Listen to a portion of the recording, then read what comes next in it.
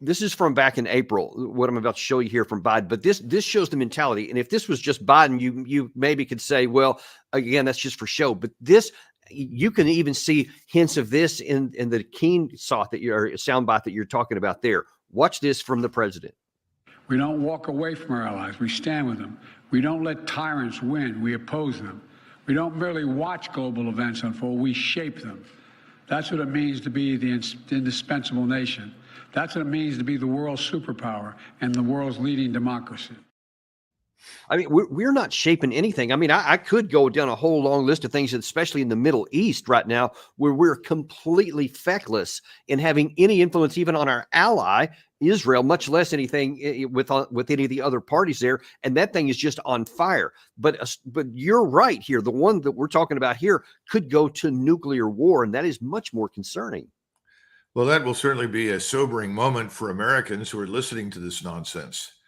It is not improbable or impossible that we could wake up to something that terrible, because there is increasingly a perception of us that we are divorced from reality, that we are exerting no control over ourselves, let alone anybody else. And that worries people. You know, one of the things that worked very well for us during the Cold War was the perception that our government was stable. It was in the hands of stable people, and that they were reachable by phone or in any other capacity quickly in the event of any crisis or conflict. Right now, I think the Russians have concluded that they could ring the phone off the hook and there's nobody at home in Washington, because they've been presented with this fait accompli over and over and over again now for over 2.5 years. By the way, let us remind you, Moscow, that you're defeated, and you must abase yourself. You must bend the knee to us, or we will continue to destroy you. Well, that's absurd. It makes no sense, but it leads people to believe that we have indeed lost our minds. And I think that's where we are right now in the world. A lot of people think that we've lost control of ourselves. Now, I'm especially on this channel, I don't take a lot of political sides on anything much here, but I'm going to show you something that Trump said yesterday. And I'm not a huge Trump fan in some areas, because he showed during the time he was in office that 3 times he said he was going to withdraw from Syria, and 3 times he allowed the system itself to talk him out of it, and he didn't end up doing it, et cetera. Right. But nevertheless, in contrast to what you just heard from President Biden, here's what Trump said about this war. Biden and Kamala got us into this war in Ukraine, and now they can't get us out. They can't get us out. I watched him. We will win. We will. He's been saying that for 3 years. But we're stuck in that war unless I'm president. I'll get it done. I'll get it negotiated. I'll get out. We got to get out. Biden says, we will not leave until we win. What happens if they win? That's what they do, is they fight wars. As somebody told me the other day, they beat Hitler, they beat Napoleon. That's what they do, they fight.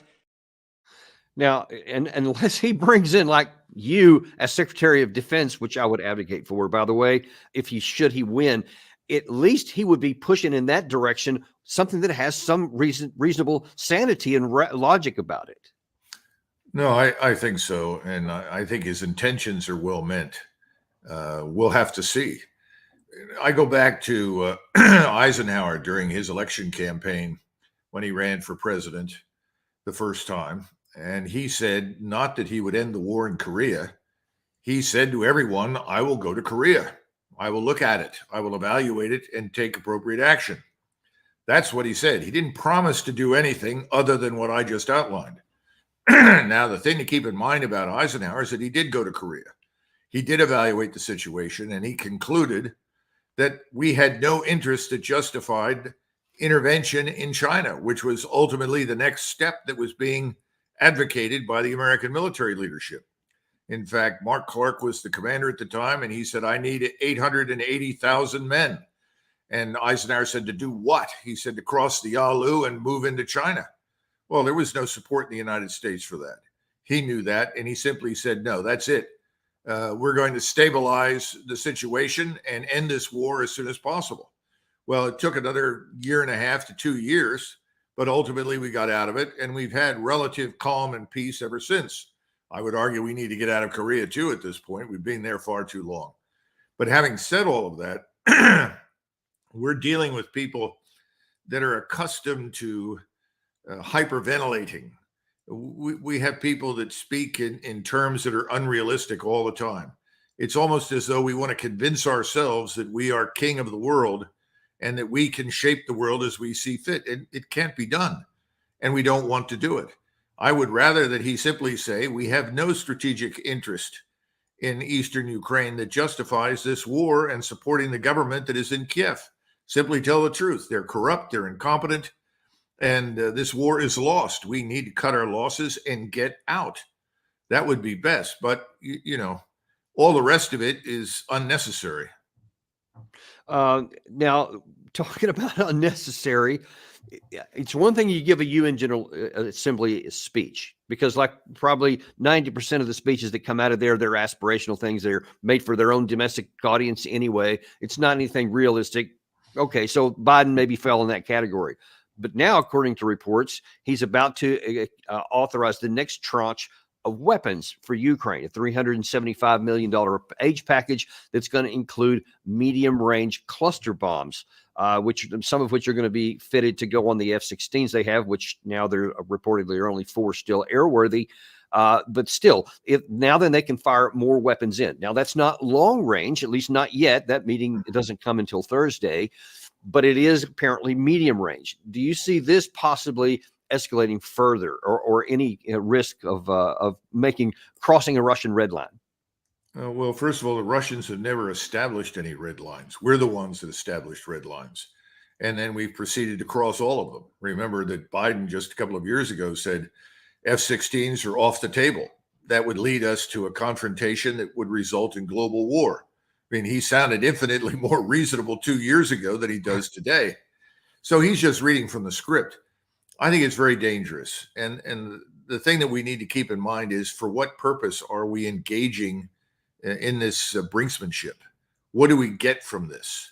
What interest do the American people have in eastern Ukraine, let alone the destruction of Russia? I mean, this is a problem. We seem to be dealing with Stalinist personalities for whom the world is black and white, and the only victory is complete subjugation and destruction of its enemy. I mean, this is outrageous nonsense. That was Stalin's goal with Germany. We enabled it. Lend-Lease made it work, and he got away with it. We're not in that game. We're not in that business. We don't have any interest in destroying anyone. We're not in the business of mass murder. We're not in the business of mass destruction. So why do we talk in these terms? It makes absolutely no sense to me.